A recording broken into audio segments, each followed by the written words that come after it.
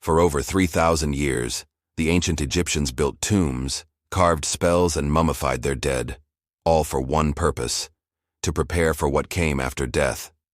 To them, life was only the beginning.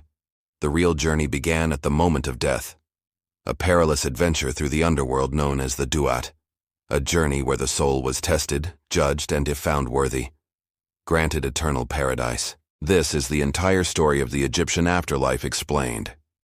When death came, the body was not abandoned. The Ka still needed a home, and the Ba needed a way back. This is why Egyptians perfected mummification. To preserve the body was to preserve the soul's chance at immortality.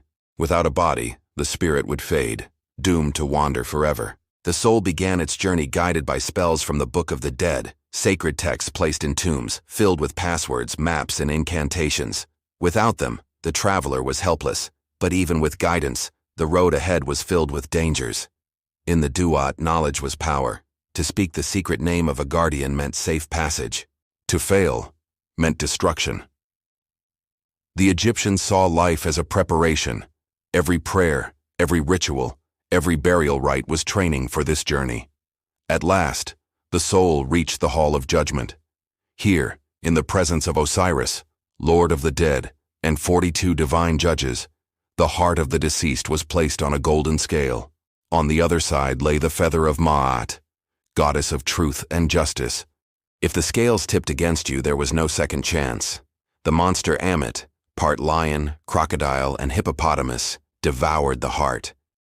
To the Egyptians, this was the worst fate imaginable, the second death, oblivion.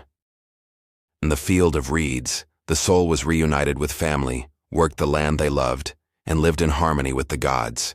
There was no hunger, no pain, only eternal life in a perfected Egypt.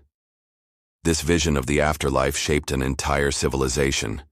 The pyramids of Giza, the Valley of the Kings, the treasures of Tutankhamun, all were built for the journey of the soul. In death, pharaohs became divine, joining Osiris in the eternal cycle of rebirth, just as the sun rose each morning after traveling through the Duat.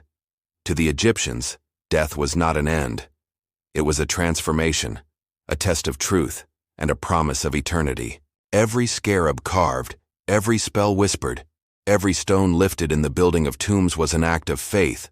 Faith that life was only the beginning, and that immortality awaited those whose hearts were pure. The story of the Egyptian afterlife is not just myth. It is the story of a civilization's greatest hope.